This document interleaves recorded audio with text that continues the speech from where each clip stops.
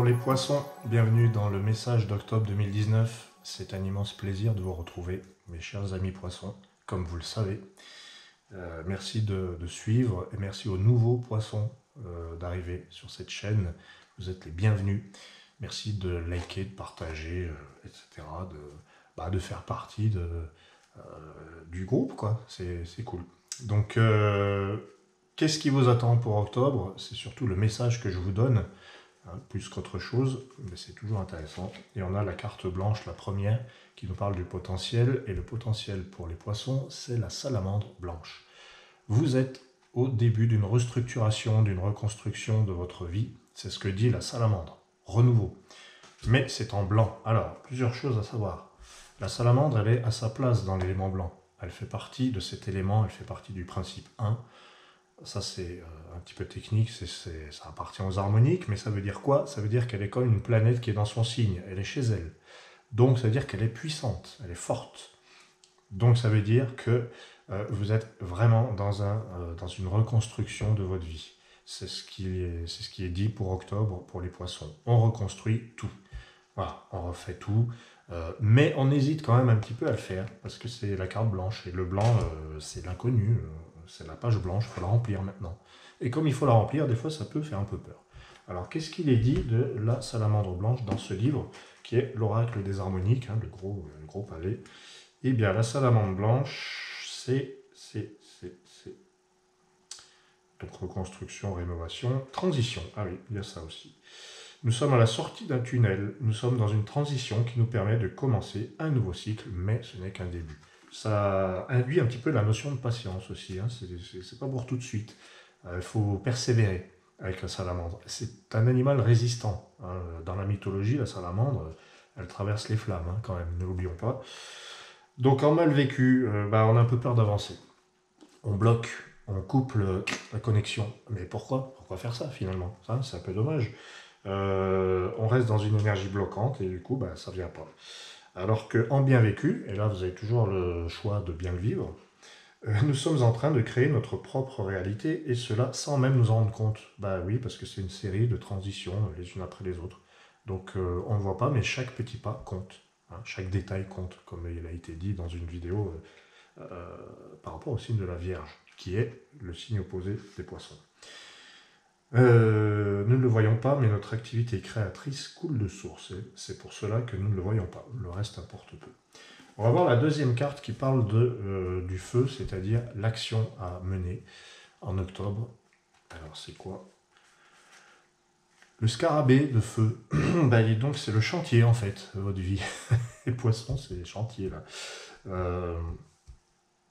Oui, alors, évidemment, ça dépend de vos dominantes dans votre thème. D'ailleurs, je vous invite à connaître votre thème harmonique, parce que vous êtes peut-être un scarabée. Et là, on fera moins les malins. Voilà. Donc, scarabée de feu, c'est l'action à accomplir. Ah oui, alors, comment on fait pour savoir? Vous allez dans le formulaire de calcul, et vous mettez votre date de naissance, il est juste en dessous de la vidéo. Vous cliquez sur le lien, vous mettez votre date de naissance, et vous avez 3 cartes.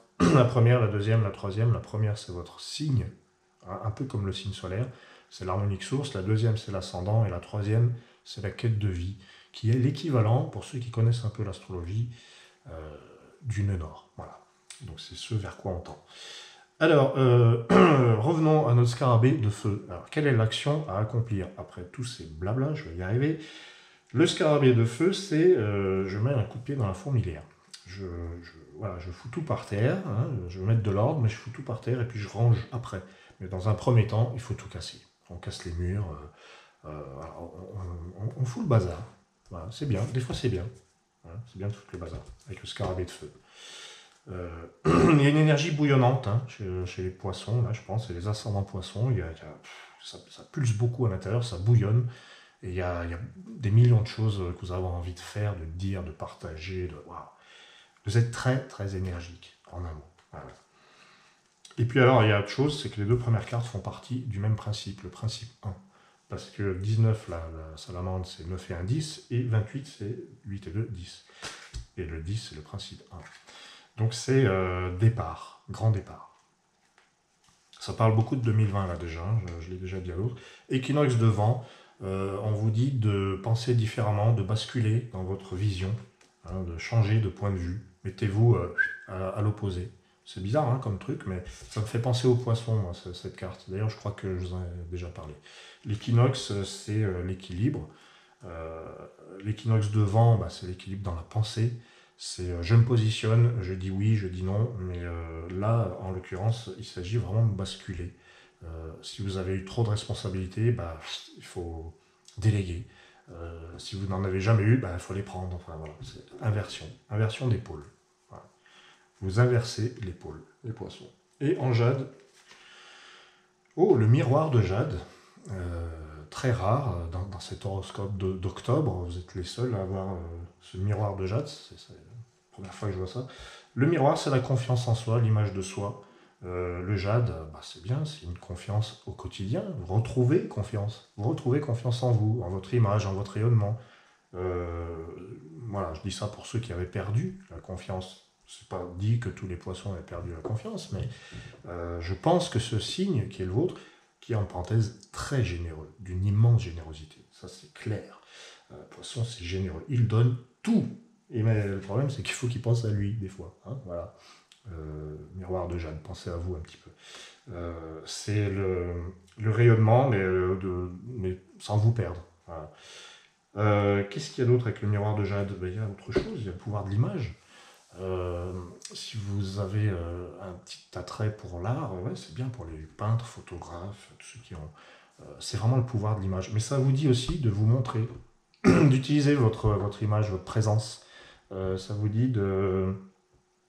Ouais, c'est le charisme un petit peu. Hein. Il y a aussi le Verseau qui a ça. Ça parle beaucoup de ça, mais lui, il a le soleil de feu. Bon.